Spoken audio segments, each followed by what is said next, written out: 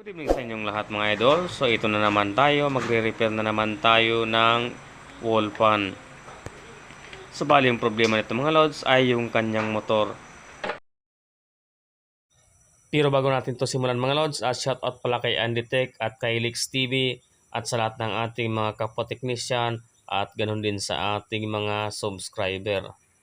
Kaya na nga mga lods, simulan na natin ang pagre-repair ng wall fan. So yun, ang una natin gagawin yung mga lods ay babaklisin natin yung kanyang screen at yung kanyang ELC.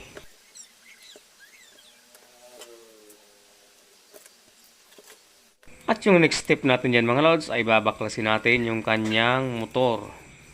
At yung sunod natin gagawin ay i-check natin yung shafting kung magkaparehas yung ating pampalit at yung dating shafting ng motor. Ayan na nga mga lods, dahil hindi magkaparehas yung shafting, yung gagamitin kong shafting ay yung dito sa ating pampalit na motor.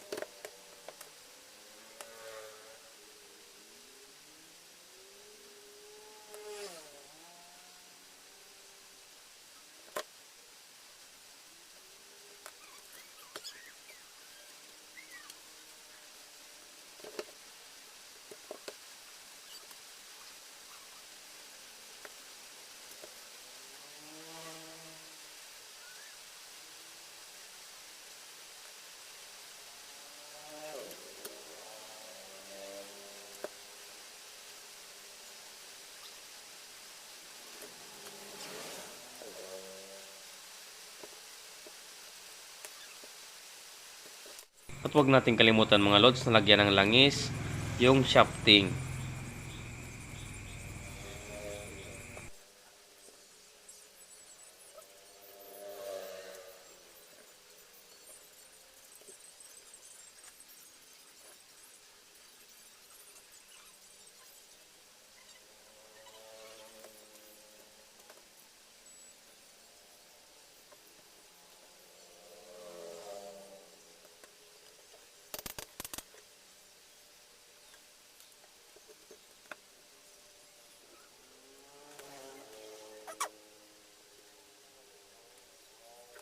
Ayan na nga mga lods, dahil na-fix na natin yung motor, so yung sunod natin gagawin ay magwa-wiring na tayo doon sa kanyang selector switch.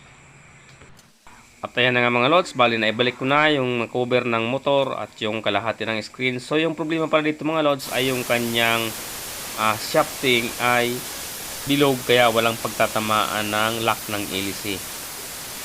Kaya yung ginawa ko dyan mga lods ay grinder ko na lang yung pagtatamaan ng lock ng ELC.